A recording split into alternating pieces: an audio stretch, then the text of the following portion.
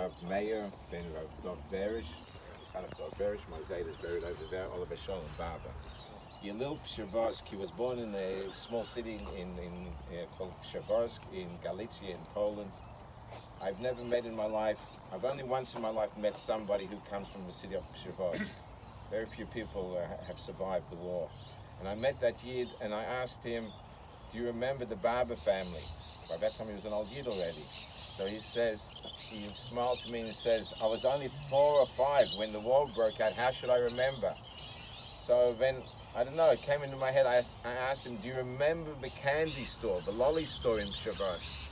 So he remembered it. Even when you're 80, you remember when you were a little kid. He says, Mrs. Bloom's candy store. So I got a shock. Mrs. Bloom, Minka Bloom was my baba, my father's mother. She had a candy store and he started telling me how sweet she was to all the children.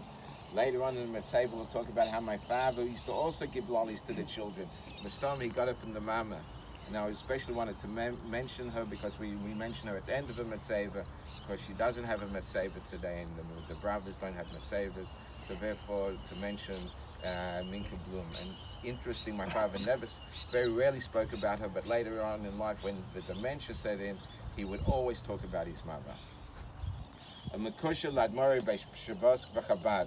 It's a great zechus for a nifter on the Matzeve to mention Kedoshei Elyon, great neshamas, and their connection to great neshamas. So it's a zechus for the nifter. So therefore, that's why we put it in. He was connected to the Admor B'Shabbos, beginning from Rav Itzikol from Shavos. My namesake, my uncle, my father's oldest brother, Shimon, used to make the Shalosh Shudas used to run every Shabbos afternoon, make the Shalosh Shudas for Rav Itzikol. My father relates how they were in Russia, they were connected to Rabbi Itzikol, and we'll soon see on the Matzeve how Rabbi Itzikol even guided them to Australia. Then in the base Pshevorsk was Rabbi Yankala.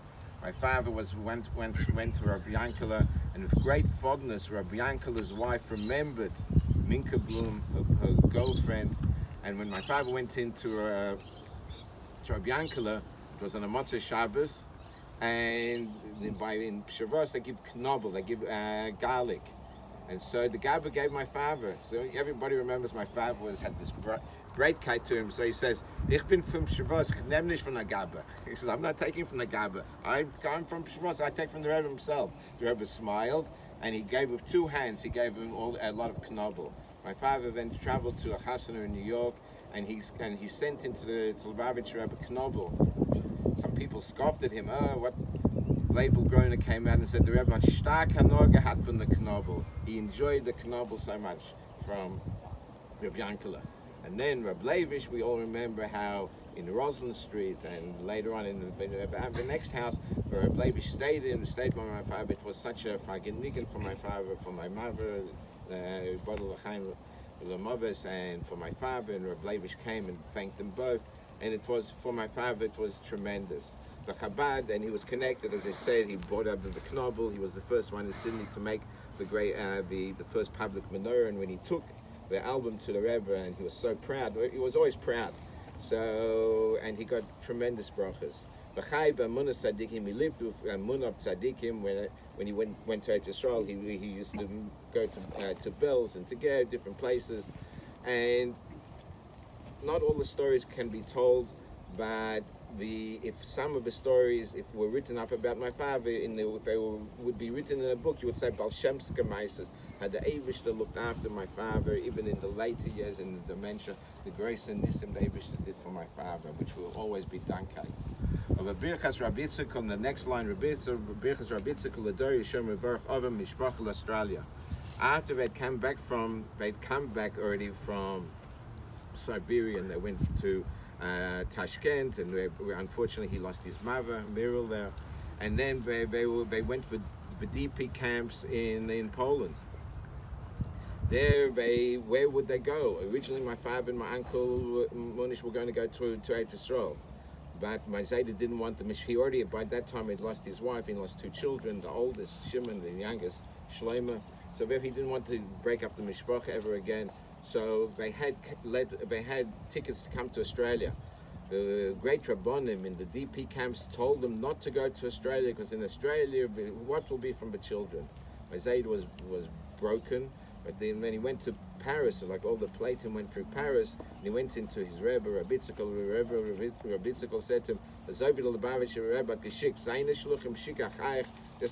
Rebbe sent his messengers, I'm sending you, Berish, and I promise you, I zog that see, and it's not a bracha, but it's a haftocha.